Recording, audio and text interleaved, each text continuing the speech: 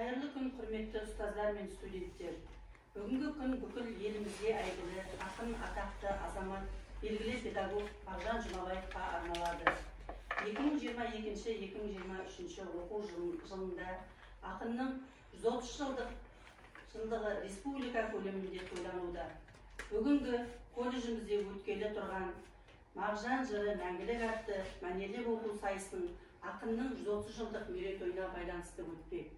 Мәнерлеп оқу сайысының мақсаты поэзия әлемінде жарық жұлдызы, қайталанбас тұлға Мағжан Жұмабаев және оның шығармашылығы туралы айта келе, өлеңдерінің тәрбиелік мағынасын жас ұрпаққа ұғындыру. Мағжан поэзия әлемінде жарық жұлдыз, қайталанбас құбылыс. Оның қуатты бойға жігер, жүрекке от беретін рухты үні, ізденістері мен жаңашылдығы қазақ әдебиетін 20 ғасырдың басында Еуропа, орыс әдебиетінің биік деңгейіне көтерді. Ендеше бүгінгі сайыста өлеңді музыкаға айналдырған, дыбыстан сурет тұрғызған, сөзге жан бітірген, жаңа өлшеулер шығарған Мағжан ақынның өлеңдері оқылмақ. Мағжан өз тегінде, өз жерінде ардақтаумен өткен, өмірдегі азаматтық орнын ардақтауға ұмтылған, өлең сөзді асыл маржандай терген, сұлу жырмен оқырман жүрегін баураған. Ал өзі болса, өне бойы қаптаста қайғы мен қасіретте өмір кешіп, ақырында мүлт кеткен. Өзі айтқандай, соры арылмаған халқының зарлы перзенті. Ендеше ақын өмірі шығармашылығына көз жүгіртсек.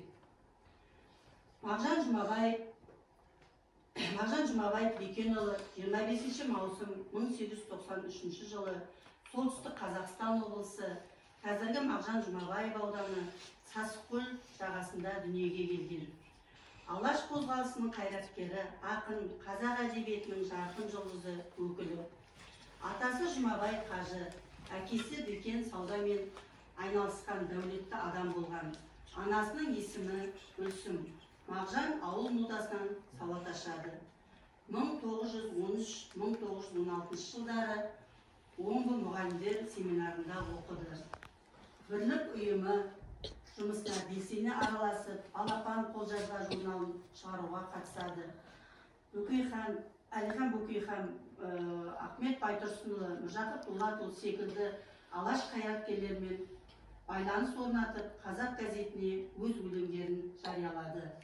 1929 жылы Жұмабай Алқа атты жасыл ұйым құрғаны үшін деген айыпталумен Мәскеудегі Бутырка түрмесіне қамалып, 10 жыл айдауға кесілді. 1936 жылы Горький мен Пешкованың араласуымен бостандық алып, Қазақстанға қайтады. Петропавл қаласында мектепте орыс тілі мен әдебиетінің сабағын беретін мұғалім болып жұмыс істейді. 1937 жылы наурызда Жұмабайұлы Алматыға келеді. Аударма ісімен айналысады. 1939 жылы қайтадан қамауға алынып, ату жазасына кесіледі.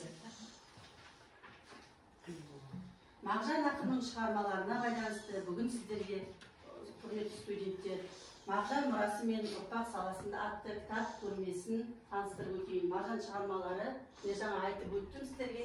Енді күнделікті біздің жұмысымызда да кітап көрмесін ұйымдастырып жатырмыз, ол білесіздер. Мінекей бүгін Мағжан мұрасы ұрпақ санасында атты кітап көрмесін дайындадым, сонымен таныстырып өтейін.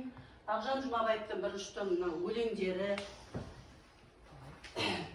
дастандары, әңгімелері жазылған, осының ішінде шығармалары Мағжан Жұмабаевтың үнемі сіздерге айтып өтем, өлеңдерінің барлығы атында мазмұнда жазылған. Осы кітаптың ішінде өлеңдері, дастандары жазылып өтірген Мағжан Жұмабаев. Сонымен қатар Мағжан Жұмабаевтың шығармаларының екінші томы, тағы кітаптар осы жерде көрмеге қойылды. Студенттер қазір арасында алып өзіміз алып оқып қарасақ болады кітаптарды.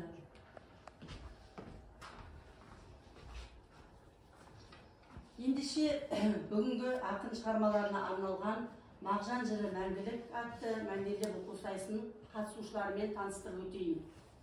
Балтабек Ару, КТ Желмек тобының студенті. Айбекұлы Арман, БТ Желмек тобының студенті. Иқсатов Бейбіт, ТСП Желмек тобының студенті. Алтынбекұлы Руслан, БТ Желмек тобының студенті. Балтабек Гүлжайна, БТ Желмек тобының студенті. Және Телеғұсова Айдана, БТ Желмек тобының студенті. Сайыс барысында біздің студенттерге әділ бағасын беретін әділқазылар алқасымен таныстырып өтейін. Әртіскер Жаңабаева Самал Қалдыбаевна. Осы колледжімізде аудандық кітапхананың Баутин филиалының кітапханашысы Мұналға Құдан Мұхаммедова. Әмірек Қайықбайының мұғалімі Оралханова Фериза.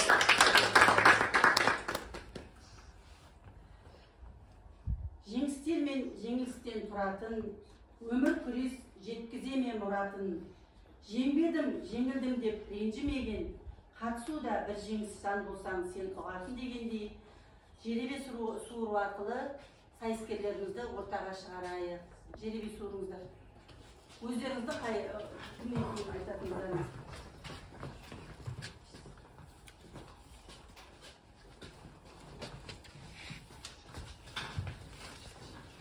Сайысымызды бастаймыз. Балтабек Ару ХТ Желмек тобының студенті. Мағжан Жұмабаев, достық һәм көжесі. Достықты мастық туғызады, шын, достар лигімаз. Жүректі мастық өртейді, төккізіп көзден ыстық жас. Достықты ауру туғызады, ауру адам адал дос. Ауру жүрек, ауру көз жас төккізеді. Ауырсаң ғана жүрек қос. Айық адам, аң адам, дені сау адам, бейнетас. Достыққа баға бере алмас, төкпесе ол көзден ыстық жас. Келесі студентіміз Иқсатов Бейбіт, ТСП Желмек тобының. Мағжан Жұмабаев құрбым. Бұл жалған ойын емес бейнеттері, қылғанға адал еңбек зейнеттері. Жалғанның бір мүшесі бола алмассың, қиналып маңдайың ақпай тері. Қорықпа, ұмтыл, соқса да ол, ескегің дес, деп жатпа алма пісте аузыма түс. Бейнет еңбек қылмасаң бос көлгенің, құрғақта қайық жүрмес үмітіңді кес. Телеғұсова Айдана, КТ Желмек тобының студенті. Мағжан Жұмабаев, сағындым. Абақтыда айдан күннен жаңылдым. Сарғайдым ғой сай даламды сағындым. Қара шұғым құлыным деп зарлаған, алыстағы сорланамды сағындым. Жатқан үйім қабырғасы қаратас, жарық сәуле жолы күнге жаны қас. Ауыр иіс ылғи қара көлеңке, ерте кешпе күн үстіні арылмас. Тапал салқын тым қараңғы үңгіртар, есігімде мықты қара құлып бар. Кіп кішкентай терезелер темірлі, мұндай үйден кімге естілер ашызар. Қазағымды, қалың елді сағындым, сарыарқамды, сайран жерді сағындым. Балдай бұлақ, өндір күміс көкті, арқадағы айдын көлді сағындым. Балтабек Гүлжайна, КТ Желмек тобының студенті. Мағжан Жұмабаев, мен жастарға сенем. Арыстандай айбатты, жолбарыстай қайратты, құрандай күшті қанаты, мен жастарға сенем.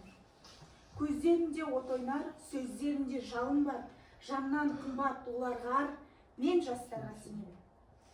Жас қырандар балапан, жайып қанат ұмтылған, көздегені көк аспан, мен жастарға сенем. Жұмсақ мінез жүректер, сүттей таза жүректер, қасиетті тілектер, мен жастарға сенем.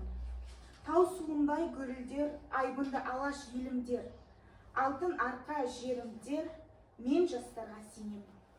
Қажу бар ма тұлпарға, табу бар ма сұңқарға, иман күшті оларда, мен жастарға сенемін. Алаш айбынды ұраны, қасиетті құраны, алаштың олар құрбаны, мен жастарға сенемін. Мен сенемін жастарға, алаш атын аспанға, шығарар олар бір таңда, мен жастарға сенемін. Келесі студентіміз Айбекұлы Арман, БТ Желмек тобының.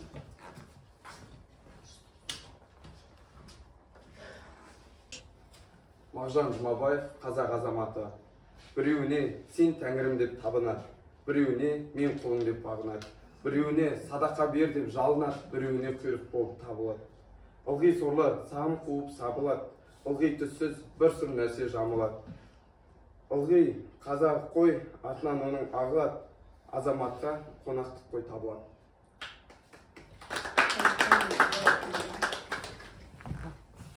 Алтынбекұлы Руслан ВТ Желмек тобының студенті.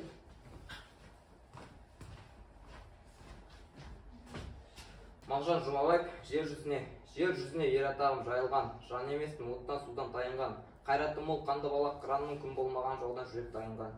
Еркін ырғып шыққан масқаралы тайға, қырда тұрып садақ тартқан Қытайға, талай тайғақтар кешуден таймаған, батыр жүрек қайрат енді алмаймын.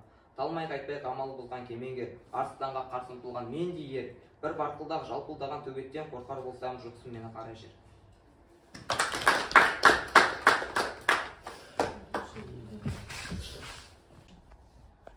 Енді Мағжан жыры мәңгілік атты мәнерлеп оқу сайысымыз өзінің мәресіне жетті.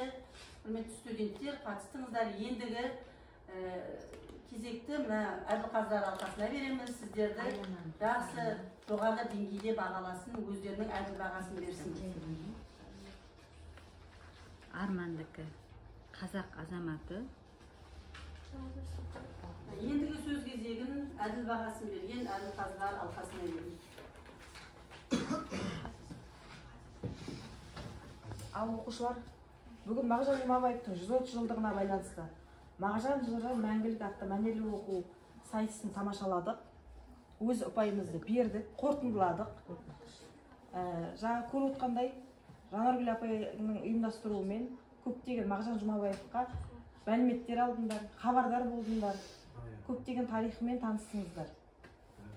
Енді мына жерде марапаттайтын болсақ, біз осы әділқазылар болып өзіміздің бір ауыздан шештік. Бұл жерде бағалау критерийлері де бар. Өлеңді толық жаттауы, сосын мәнері, сахнадағы жүріс-тұрыс мәдениеті, бәрін біз ұпай санын беріп, бәрін есептедік. Қазір енді марапаттайтын болсақ, Алаштың ақиқ ақыны Мағжан Жұмабаевтың 130 жылдығына арналған бірінші курс студенттер арасында колледжшілік Мағжан жыры мәңгілік тақырыбындағы мәнерлеп оқу сайысындағы ақын өлеңдеріне деген сезімін көрсете білген дарынмен дараланған 3-ші дәрежелі дипломмен ВТ Желмек тобының студенті Алтынбекұлы Руслан марапатталады.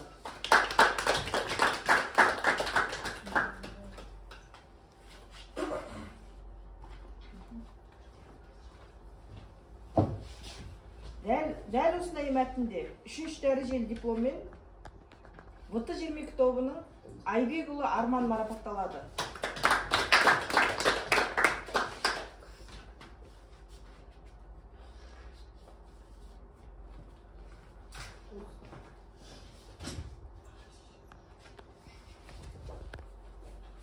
Екінші дәрежелі дипломмен ВТ Желмек тобының студенті Балзабек Гүлжайна.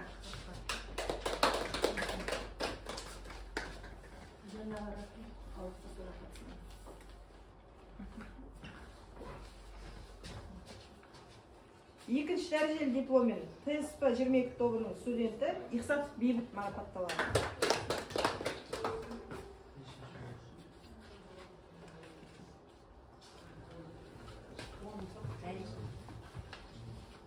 Ал енді бірінші дәрежелі дипломмен ХТ Желмек тобының студенті Балтабек Ару.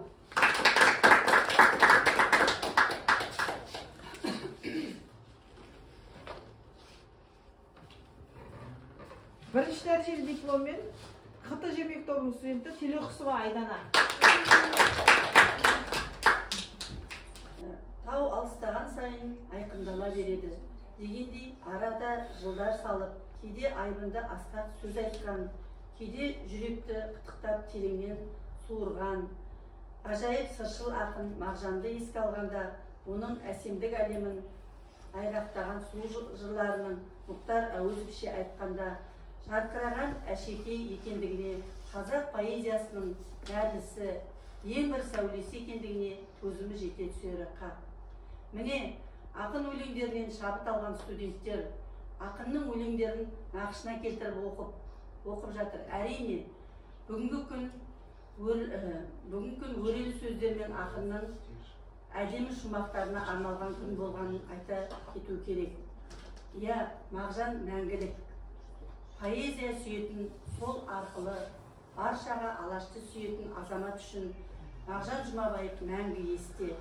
Солай болған, болады және солай болмақ. Құрметті студенттер, қатысып отырған ұстаз мұғалімдер, сіздерге көп-көп рахмет. Бүгін Мағжан жыры мәңгілік атты мәнерлеп оқу сайысына қатысқандарыңызға көп-көп рахмет. Ал мына студенттер сіздерге марапаттарыңыз құтты болсын, орындарыңыз әлде де алда болашақта кітапханамен тығыз байланысып, осындай жақсы сайыстарға қатысуларыңызға көп-көп рахметімді және тілекшімін. Сау болыңыздар.